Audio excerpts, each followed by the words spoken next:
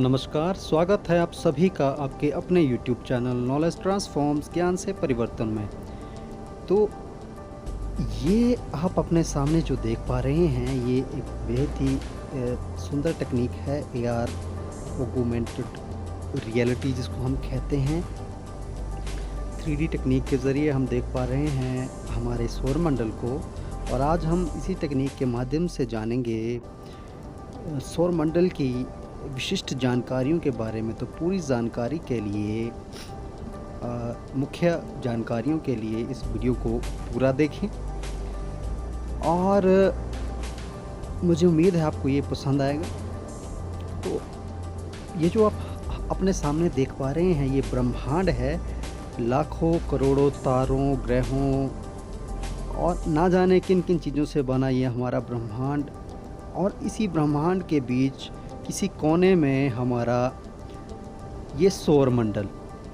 तो ये सौरमंडल जो है, ये सूर्य का मंडल है या सूर्य का परिवार हम कह सकते हैं। सूर्य का परिवार या सौरमंडल इसको हम कहेंगे क्योंकि सूर्य बीच में और इसके पास आसपास घूमते हुए ये इसके सदस्य है। इसको हम ग्रह कहते हैं, और ये अपनी कक्षाओं में घूमते हुए। अब कक्षाएं क्या होती हैं? कक्षाएं ये जो गोल गोल इनके रास्ते हैं, जिन रास्तों पे ये ग्रह घूम रहे हैं, इनको हम कक्षाएं कहते हैं। ये इनकी कक्षा है। अब इन ग्रहों के अपने अपने रास्ते हैं। ये अपने रास्ते ही अपने जो प्रमुख तारे सूर्य है, इसका घूर्णन इसके आसपास करते रहते हैं, इसके आसपास चक्कर लगाते रहते हैं, और इनके चक्कर लगाने की जो रफ्तार है वो अलग अलग है। जितने नज़दीक कोई ग्रह सूर्य के होगा उतनी तेज़ी से वो चक्कर लगाएगा, और जितने दूर होगा वो उतना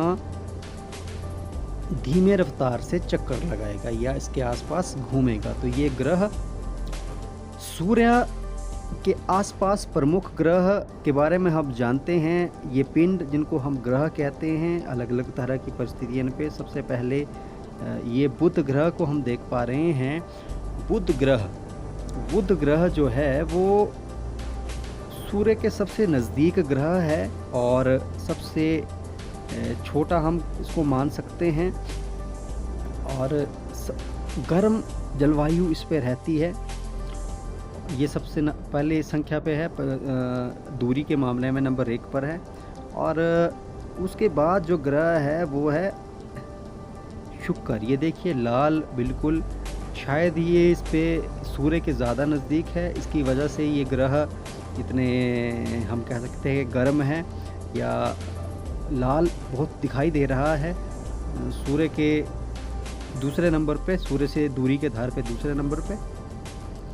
उसके बाद तीसरे स्थान पर पृथ्वी का नंबर आता है, या पृथ्वी की बारी आती है। तो ये पृथ्वी है। पृथ्वी जो है वो सूर्य से दूरी के मामले में तीसरे स्थान पर है। इसके आसपास इसके 2 उपग्रह हैं। उपग्रह क्या होते हैं?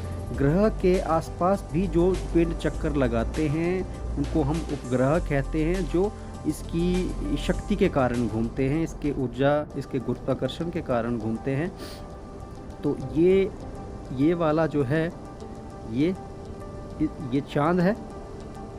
और अब दूसरे के बारे में हम जानते हैं। तो ये कोई अन्य उपग्रह है, ये वाला।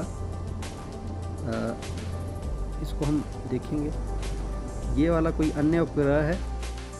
तो ये पृथ्वी है, और पृथ्वी के बाद जो जिसकी बारी आती है वो है ये पृथ्वी की बहन मंगल। मंगल के रंग के आधार पे हम कह सकते हैं कि इसका रंग लाल है, और यहाँ पे जीवन होने की सबसे ज़्यादा संभावनाएं दिखाई दी हैं। बहुत सारे देशों ने मंगल पर अपने अपने अभियान भेजे हैं। हाल ही में भारत ने भी अपना अभियान जो है मंगल की तरफ भेजा है। पहली बार भारत विजयी रहा था। सफलतापूर्वक भारत ने यह जानकारी ली थी। और उसके बाद अगर हम बात करें इन 2 छोटे छोटे ग्रहों की, ये जो है तो ये इसके उपग्रह हैं जो कि इसके आसपास चक्कर लगा रहे हैं। अब इसके बाद बारी आती है इस 5वें ग्रह की, जिसको हम बृहस्पति कहते हैं। ये देखिए बृहस्पति ग्रह काफ़ी रंग बिरंगा ग्रह है, गैसों से बना हुआ ग्रह है, गर्म ग्रह है। बृहस्पति ग्रह के आसपास भी इसके 4 चांद हम देख पा रहे हैं कि ये चक्कर मार रहे हैं। देखिए संख्या के मामले में 1, ये 2 और ये 3 और ये 4, तो 4 चांद इसके आसपास चक्कर मारते हुए। उसके बाद बारी आती है शनि ग्रह की। तो ये देखिए शनि ग्रह काफ़ी लंबा चौड़ा ग्रह है, तेज़ी से घूमता हुआ गैसों का वलय इसके आसपास घूम रहा है, और इसके आसपास घूमते हुए काफ़ी सारे उपग्रह। देखिए संख्या में, जिनकी संख्या 8 है, तो ये देखिए 8 उपग्रह इसके आसपास घूम रहे हैं। ये देख पा रहे हैं 8 उपग्रह। ये 1 2 3 4 और 5 6 7 8 और 8 उपग्रहों को हम गिन पा रहे हैं जो कि इसके आसपास घूमते हैं। तो इसके कुछ चांद जो हैं या उपग्रह जो हैं काफ़ी छोटे हैं और कुछ बड़े हैं। ये शनि के आसपास इसके 8 उपग्रह घूमते हुए। अगली जो बारी है वो है शनि के बाद यूरेनस की। ये भी एक वलय वाला ही ग्रह है। वलय यानी कि आसपास इसके ये जो सर्कुलर आकार में कुछ गैसेस जैसी या फिर कुछ इन चीज़ों से नीली से चीज़ों से बनी हुई ये जो धुरियाँ हैं, इनको हम देख पा रहे हैं। और इसके आसपास भी देखिए 2 उपग्रह या 2 चांद इसके आसपास भी घूर्णन कर रहे हैं। ये हमारा नहीं 3 हैं, 3 नहीं, ये काफ़ी सारे हैं, 4 हैं। तो 4 उपग्रह इसके आसपास घूर्णन कर रहे हैं। इसको हम कहते हैं यूरेनस। और यूरेनस के बाद जो अगली बारी आती है वो है नेपट्यून की। ये देखिए नेपट्यून ग्रह, ये हम देख पा रहे हैं नेपट्यून, और इसके उपग्रह ये 8वां ग्रह है। और नेपट्यून के बाद जो सबसे अंतिम है इसको हम प्लूटो कहते हैं, लेकिन इसको ग्रह की श्रेणी में नहीं दी जाती है, ये क्षुद्र ग्रह के श्रेणी में रखा जाता है। और ये बीच में हम ये देखिए ये यहाँ पे अगर हम नज़र मारें तो ये देखिए ये जो है ये एक पट्टिका है बीच में, जो कि मंगल और उसके बीच में है। मंगल और बृहस्पति के बीच में ये क्षुद्र ग्रहों की या उल्कापिंडों की पट्टिका है। यहाँ पे भी ऐसे पिंड हैं जो कि न ग्रह हैं न उपग्रह हैं। ये क्षुद्र ग्रह से भी छोटे, इनको उल्कापिंड कह सकते हैं। तो ये था सौरमंडल, और सौरमंडल में 8 ग्रह के बारे में हमने जाना। सूर्य जो तारा है और उसके आसपास अपनी कक्षाओं में घूमते हुए 8 ग्रह।